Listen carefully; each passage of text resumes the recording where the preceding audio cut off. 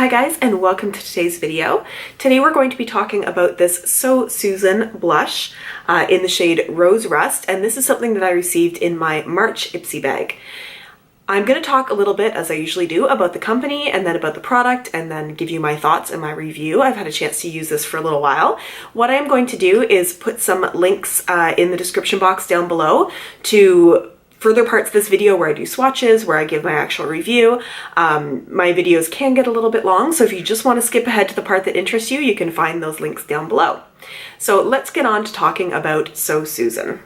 So Susan is a company that I had not heard about before receiving this product in my Ipsy bag, which is always kind of fun for me.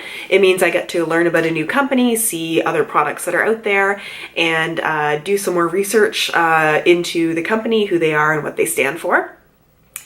It is a company that is based in the UK.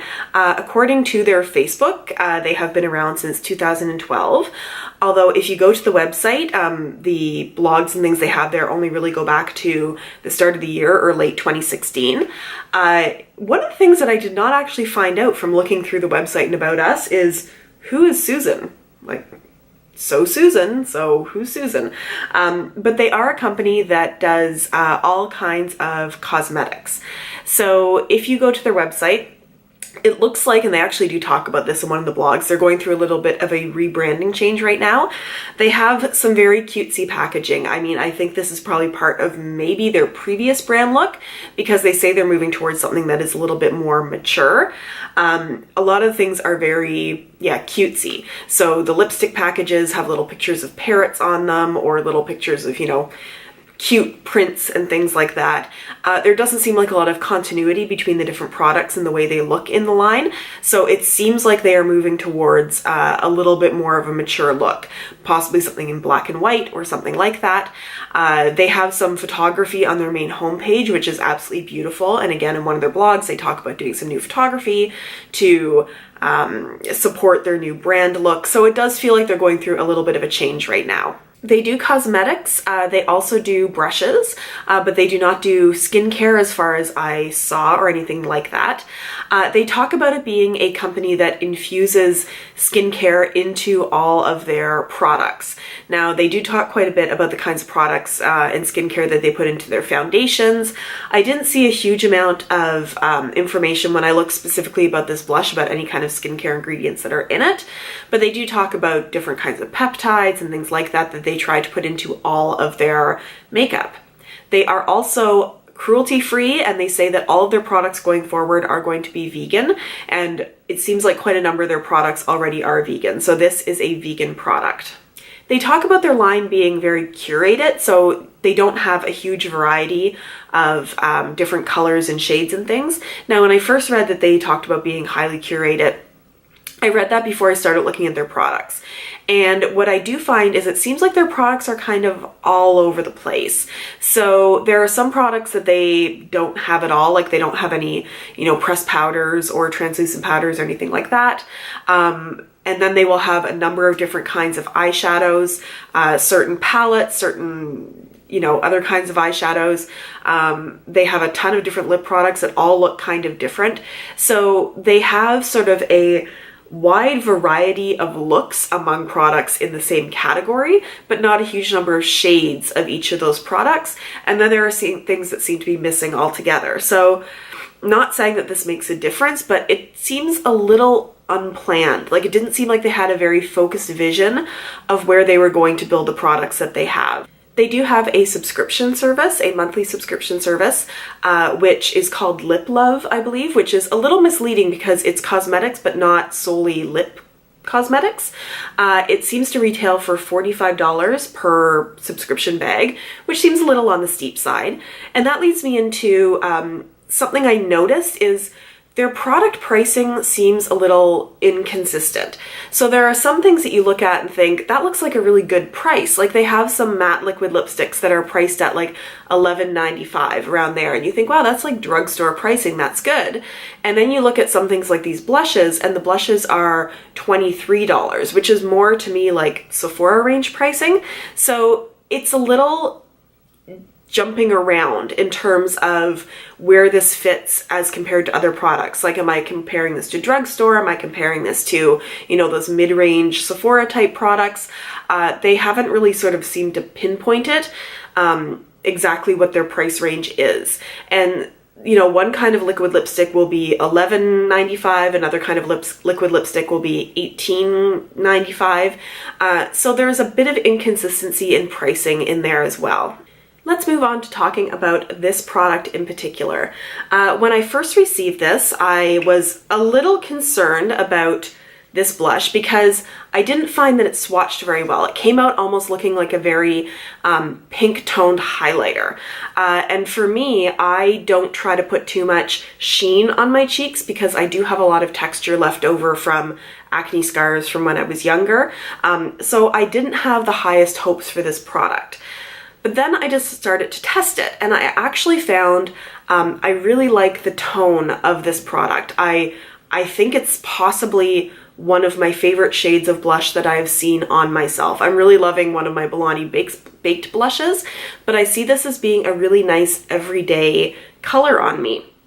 So I put it on with a brush, and it is very sheer. So you have to build it up. So I would think that if you had deeper skin tones, you might have a hard time getting this to show up on your skin, because I kind of felt like I had to go in like 3 times to get enough product built up for it to look. And in some ways I thought that was going to be really difficult because it did seem like there was a sheen to this product, and sometimes if there is a blush that has a little bit of sheen and you have to build and build and build, you end up with a really highlighty looking look on your cheeks, which is not really, as I said, what I'm going for. But I didn't find that. I don't actually find on my skin that this comes out looking very bright, or it doesn't have a sheen on me. There are other blushes that I have used that do that much more to me. The Balm blush, the one that I really like that is sort of a peachy color, I really like it, but I do find that it gives me more of a sheen than this seems to. But you do really have to go in here to build it up. What I found was interesting was after I had used this for a little bit, I went and looked at the Ipsy site where they tell you, you know, what you should know about this product, how to use it. And they said, you know, you can apply this in any way. You can use your fingers, you can use a sponge, you can use a flat foundation brush. And they said that the same thing on the website here. And I thought it is very strange that for a blush, they don't tell you to use a powder brush or a blush brush. They talk about using your fingers or a flat foundation brush. So I went to put this on today and I did it with a sponge, like they said, which I do find harder to do because you tend to get the color one place and then I need to go back in with a brush and blend it. You do get a higher payoff of color when you're using a sponge, and that may be why they are telling you to use it. And I kind of wonder if instead of addressing that this isn't super pigmented or it doesn't pick up onto the brush very much, that's actually more of what I found.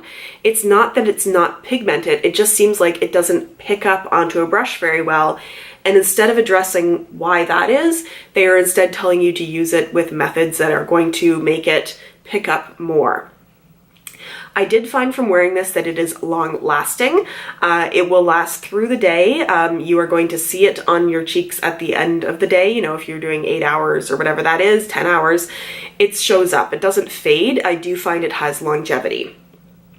What I will say is, you know, this is a cute enough little container. It's got like a little mirror in there, which is nice. Although this is hardly going to be the size of mirror you're using if you're putting on blush. But it's a plastic container and it does feel a little bit cheap, and it's not like a huge amount of product that's in there. And I noticed when I went to their website, this is the full size product. So it is 3 grams or 0.11 ounces. And this is the actual product you are going to get if you pay $23 some odd to get it, which feels very cheap for that price. And I know that it's more about the product than it is about the packaging, but if I'm going to be paying kind of Sephora brand levels of price for a blush, I kind of want it to come in nicer packaging. I will put some swatches in here to show you what this blush looks like next to other blushes in my collection. So in order to do some swatches to give you some color comparisons, this is the So Susan blush that we are discussing today in Rose Rust. This is the blush that we received in our Ipsy bag before from Mani Kadar, and that's in Paradise. Completely different. This seems very much like a dupe, and this is the Milani Baked Blush in Berry Amore. This has slightly browner undertones and does not have the luminosity of this, but they on the cheeks would be very difficult to tell apart. This one right here is the Balm Blush in Hot Mama. Not similar at all. And these are two of the blushes from the City Color matte blush palette that we received, just to give you some ideas of the tone differences, but really the one that is the closest dupe is the Milani Baked Blush in Berry Amore. So let me tell you my final thoughts on this product. I think it is a beautiful, flattering color, at least on my skin tone. I think it doesn't go on with too much sheen, which is kind of nice when it is a luminizing blush, but you're somebody with a bit of texture on your cheeks. I think that the application of this is more difficult than it needs to be because, as I said, you do need to build it up and build it up. And I don't think that you should give the expectation that people need to use a foundation brush or a sponge to put on blush, especially since it doesn't actually say anywhere on this package that you should apply it that way. That's not going to be people's go-to application method. I do think this has a long wear time and continues to look nice through the day. So as far as color and wear, I think it is really beautiful. I do not like the packaging of this product for the price of it. So let's talk about value. I think that if this price was comparable to drugstore blushes in this packaging, I think it would be a good value. If this blush was in a slightly larger pan in nicer packaging, at the price point that it is, I think that would be a good value. I have a bit of trouble with the kind of packaging that this is and the amount of product that you get at the price point that this is currently priced at. So if the question is, would I rebuy this? For me, a blush would have to be spectacular for me to pay that amount of pricing for this. I just feel like there are probably other comparable things out there where, as I said, I either could get something at the drugstore for a cheaper price or something that felt a little bit more luxurious for me at this price point. I do think this is really great if you are vegan. If you're cruelty-free, there's a good selection of makeup. Sometimes vegan can be a little bit harder to find.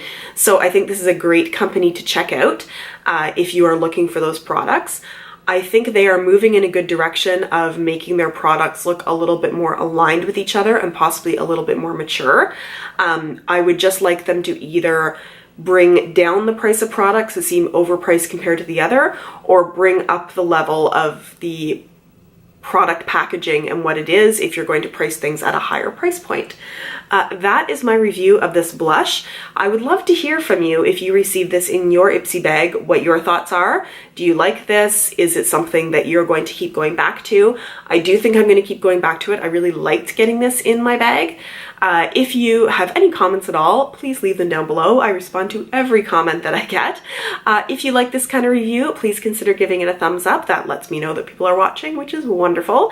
And if you would like to subscribe, you can click on the button down below or my face at the end of this video.